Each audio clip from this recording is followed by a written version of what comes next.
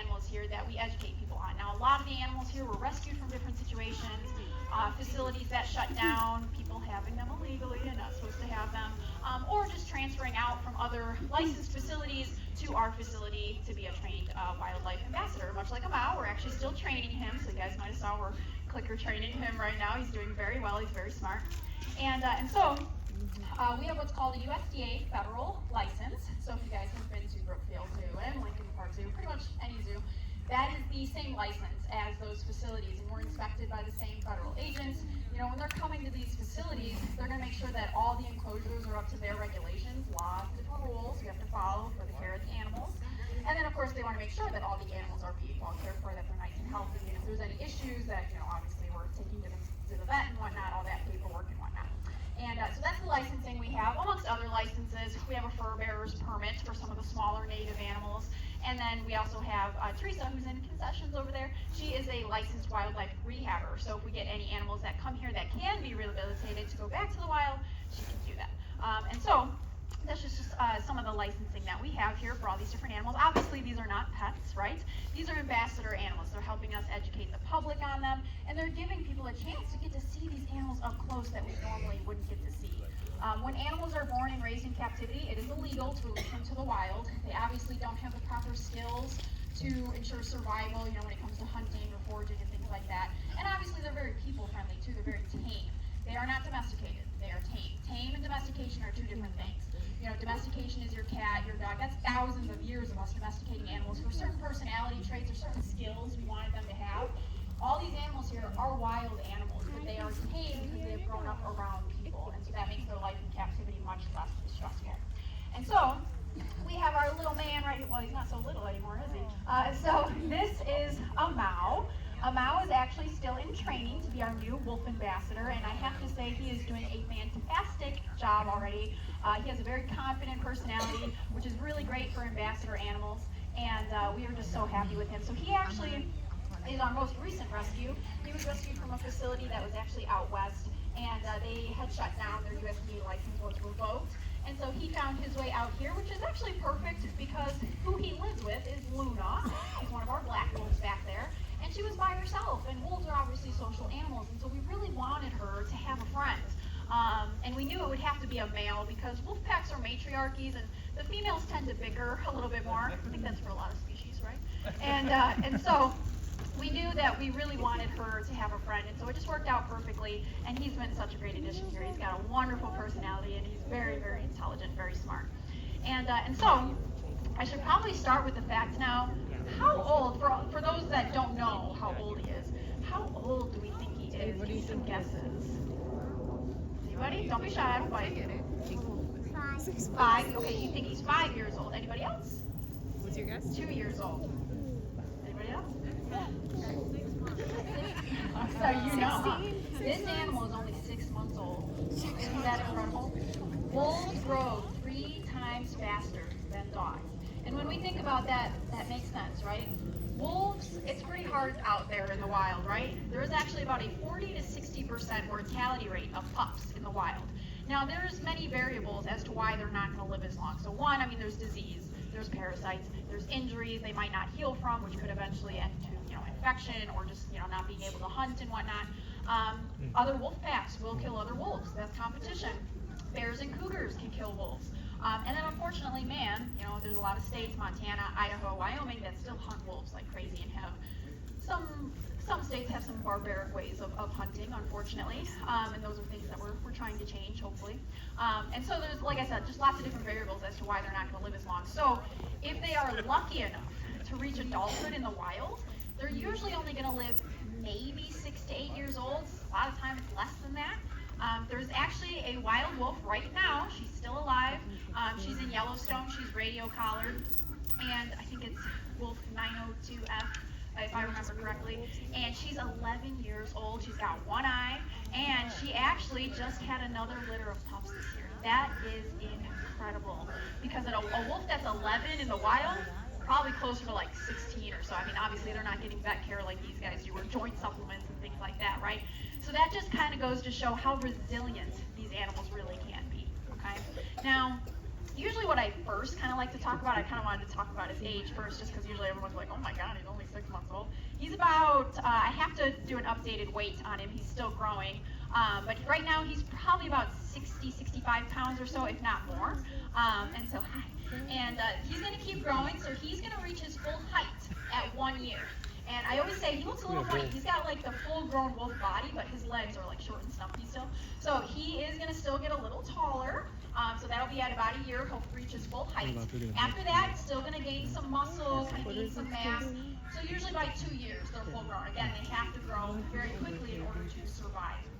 And so usually what I talk about first with the wolves is kind of how different they are than dogs. And sometimes that's kind of funny because you guys will see he gives us kisses, he rolls over for belly rubs. There is a lot of similar dog behavior, but we have to remember, as much as this looks and acts like a dog, this is not a dog. This is a separate type of canine. So, the gray wolf, that's what all the wolves here are, is gray wolves. There is other types of wolves, red wolves, Canis rufus, gray wolf is Canis lupus, and then there's the eastern timber wolf, which is Canis lycaon. And so, those are the wolves that we're going to see here in North America. And so when it comes to the gray wolves that we have here, so again, a lot of similar dog behaviors and whatnot, but what's most important is that their brain is very different. These guys are very, very intelligent. Now, there is some really intelligent dog breeds, but wolves can learn things so much quicker than the average dog. Dogs have trainable intelligence. They're looking to us for their voice commands, for the hand signals, positive reinforcement. We have to go over it and over it and over it. The wolves can just learn so much quicker. And even, a perfect example with him is like the clicker training immediately caught on to that. And maybe two tries of me using the clicker. And then even teaching him commands like sit, lay down, he just immediately understands what I want from him. And so wolves have problem-solving intelligence. They can, like I said, just figure things out so much quicker. They have to work together as a pack in order to survive, right? To catch their prey and whatnot. And they have to be really smart to be able to do that. And even the skull shape is different as well.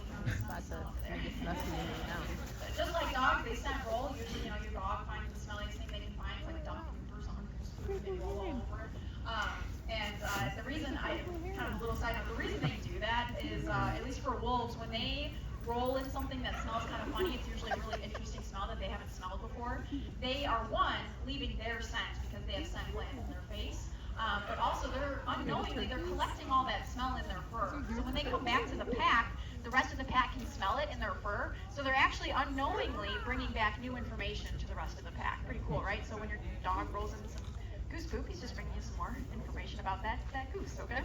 And so now, when it comes to even their skull shape, that's a little different from dogs as well. So dogs have this big, bulky forehead. So if you guys take a look at our ranch dog, Cody, over there, you'll see forehead much more pronounced. These guys have a smaller forehead, more of a streamlined skull. That's an adaptation to deflect kicks from hoofed animals.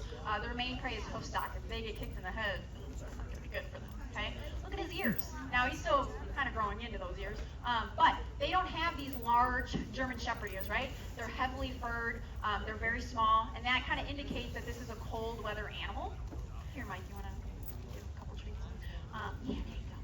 So, that is going to help prevent frostbite.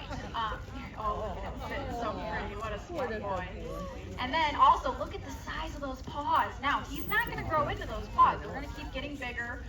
The paws are these big blocky paws to help stay on top of snow. Obviously, again, this is a cold weather animal. A lot of cold weather animals, the tiger, even the cougar, the wolves, they're going to have these big blocky paws, so that way they can travel through thick snow drifts much easier. So excited.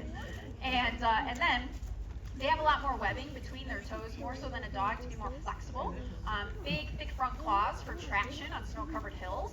And they actually have really unique blood vessels in their toe pads, different than that of a dog's. And so that way their toe pads do not get to the freezing point. So ice won't build up on their paws, and they won't get frostbite on their toes, no matter how cold it is. So that's one key difference with wolves compared to dogs, is that they can withstand very frigid temperatures. Now, I'm sure some of us have had Huskies or Great Pyrenees that we could never get in the house during a blizzard because they just want to be outside. And so there is some dog breeds that, yeah, they really enjoy wintertime, but they still, if you leave those animals out for too long, they still can get sick, they can still get frostbite like on their toes and whatnot. Whereas these guys, they are built to withstand temperatures of up to 40 degrees below zero. So their fur is obviously what's helping them keep them nice and toasty warm. So there's 2 layers to the coat. The very top layer is a little bit more coarse, and it's a thicker outermost layer. It's called guard hairs. The main job of the guard hair is to help repel water. If water is not getting beneath their fur, it's not going to get to that undercoat, and that means it's not going to get to their skin. They're staying dry, they're staying comfortable. The undercoat, or the down beneath the guard hairs, that is really good at trapping in their body heat. So that's what's keeping them nice and insulated all winter. By the time winter has officially arrived, all these wolves will grow an additional about 40 to 50 pounds of that down fur. So again, they are built for the cold Chicago winters that we have. That is nothing for these guys. They love it. It could actually, a question I get pretty frequently is, what do we do with the animals during winter? And do we bring them in the house or something? And that's actually, winter is their favorite time of year. They love it. They want to be outside.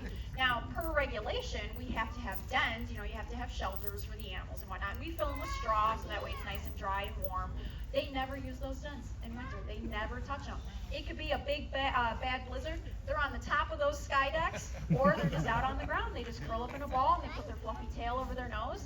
Keep in mind, in the wild, they obviously don't have dens that are built for them out in the wild, right? And in the wild, in winter, they're following the migrating herd, so they're always on the move. They're not even going to have a den 90% of the time to sleep in. So a lot of times they do just sleep out in the open, curl up in a ball. Their fluffy tail will cover their nose. They kind of curl their paws up, and they'll kind of just let the snow blanket them and kind of creates like a little igloo over them, and that's how they will sleep. And that's totally comfortable for them. They love it. And so, also kind of going along with the fur, so you guys can kind of see some markings. They have these really beautiful key markings on them. So they have this stripe that goes down their back. That's called the dorsal stripe. And then they kind of have this shell-shaped pattern that kind of comes down their shoulders. Some people call that a cape. Some call it the silver saddle. And these are markings that you'll see on a lot of wild canines, coyotes, wolves, high-content wolf dogs, wolf hybrids. You'll see it on them. And then this other marking that you'll see on the tail. So if you look about a third of the way down on his tail, you see that little black spot, and that designates the spot of a little gland. There's a little gland right there called the precaudal gland. That is their whole identification. Dogs have this too. Now, if you have an all-white dog or an all-black dog, it'll be a little harder to see that little spot, but if you look really closely, you'll see where the hair is a little darker, and it might be a little scruffier. And so that's where that gland is. And so when we are, let's say we're walking our dog, and they meet a new dog, what do? They start sniffing each other on the rear end. So that is what they are sniffing, is that gland. That is how they get to know one another, kind of like their version of like an animal handshake, pretty much. Aren't you glad we don't do it that way? I don't want to be beating anybody. And so, now also, wolves have a much larger stomach than a dog. You would be lucky to get a big dog to eat maybe 5 or 6 pounds of food if you really encouraged them. Whereas a wolf in the winter, they can eat up to 22 pounds of meat in one sitting. Now, we do give our wolves about 21 pounds of meat when it is spread out throughout the week. Because they don't need to eat all of that in one sitting. We'll kind of spread it out. That way they're not going to be super hungry or whatnot. And you actually don't want to feed every single day. You want to kind of allow a day of purge to kind of like detox, kind of clean out. Because naturally these animals do not eat every single day in the wild. Actually, a lot of time in the wild they can go weeks without eating because hunting's pretty hard. They might scavenge a little bit to kind of hold them over. And there's actually been some wolves in springtime that will actually survive off of eating a lot of blueberries until they, the migrating herds kind of keep coming back. Then they'll have more meat eating. Yes, oh gosh, you're gonna eat my mic. And so now their communication's a little different as well. So wolves can bark. It sounds a little different from a dog, and they typically do it as a warning to let all the other wolves know, hey, something weird's happening. It's kind of like if they see an intruder or something like that. And then dogs can howl, right? But I don't think it always sounds as majestic as a wolf howling. But they try, right? Usually when there's sirens and things like that, right? So when it comes to wolves, howling is so important for them. They love to howl, and they howl for many different reasons.